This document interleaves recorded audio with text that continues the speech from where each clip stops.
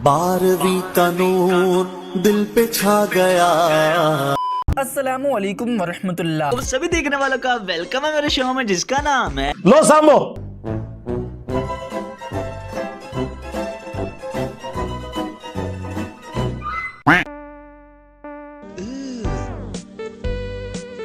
Brother, what's that? What's that, brother?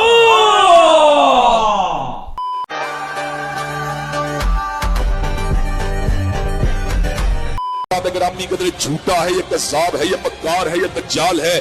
Bukhari में एक तरीक मौजूद है, उसमें अल्फाज है, नबी इस्लाम ने कहा कि मुझे बताओ ये कहां लिखा हुआ है, तो उन्होंने कहा ये आपका नाम फला जगह है। तो आपने अपने मुबारक हाथों से उस पर लकीर फेरी और अपने हाथों से लिखा मोहम्मद बिन अब्दुल्ला। ये अल्फाज है बुखारी में।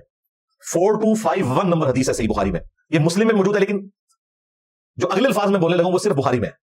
बुखारी में अल्फाज है कि नबी इस्लाम की हैंड राइटिंग इतनी अच्छी नहीं थी, क्योंकि आप लिखते नहीं थे ना, ये आपने मजबूरन लिखा। तो वो रावी ने ये भी नकल किया कि आप इतनी महारत के साथ लिख नहीं सकते थे जिस तरह कातिब लिख सकता है। और ये इस बात की दलील थी कि नबी इस्लाम को ये मुर्जाना तौर पर जो चीज सिखाई है अल्लाह तबारक व तआला ने, तो बस वो इसी हद तक है कि आप अलैहिस्सलाम को कभी जरूरत पड़े तो आप किसी लफ्ज को सीधा कर दें या आप उसे काउंटर वेरीफाई कर लेंगे इधर क्या लिखा हुआ है, बस दैट्स ऑल।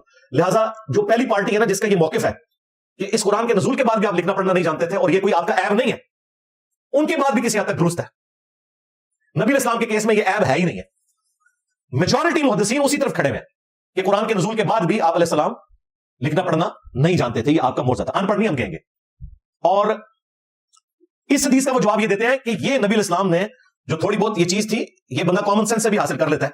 ये कोई ऐसी बात नहीं थी कि जो नबी इस्लाम को बाकायदा तौर पर सिखाई जाती है। और इस बात में वजन भी है क्योंकि उसमें रावी कहता है कि नबी इस्लाम लिखने में महारत नहीं रखते थे। ये इस बात का सबूत है कि नबी इस्लाम लिखना पढ़ना नहीं जानते थे। जिन लोगों का ये मौके है वो भी अपनी जगह पर दुरुस्त है।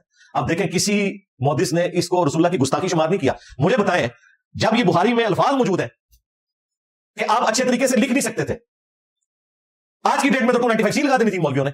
और मैं देख रहा हूं मौलवी हदीसें बयान कर रहे हैं, वो लाहौर का छोटू मौलवी है ना, उसने हदीस बयान की बुखारी मुस्लिम से, लेकिन ये वाला तरीका उसने स्किप कर दिया।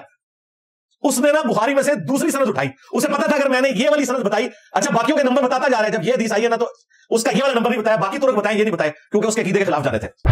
सही बुखारी के अंदर इमाम बुखारी 2699 2699 नंबर हदीस लेके आए। इसके अलावा एक और हदीस सही बुखारी में 3053 नंबर मौजूद है। और फिर सही मुस्लिम के अंदर भी यही हदीस जो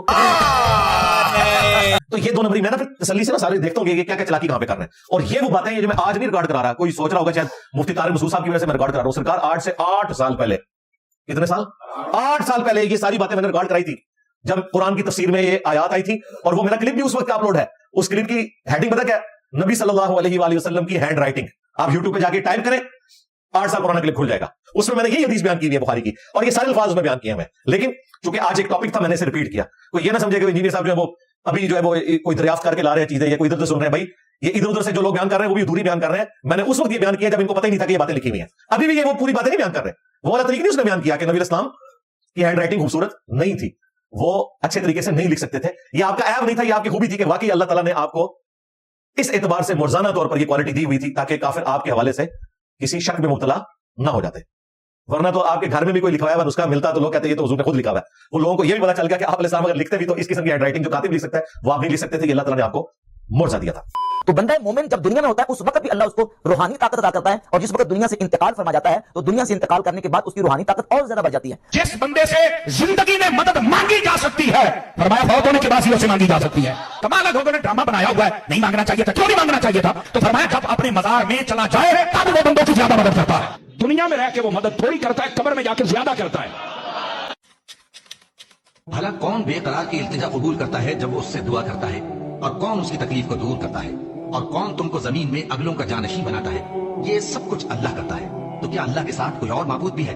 हरगिज नहीं, मगर तुम बहुत कम गौर करते हो। भला कौन तुमको जंगल और दरिया के अंधेरों में रास्ता बताता, और कौन हवाओं को अपनी रहमत के आगे खुशखबरी बनाकर भेजता है? ये सब कुछ अल्लाह करता है।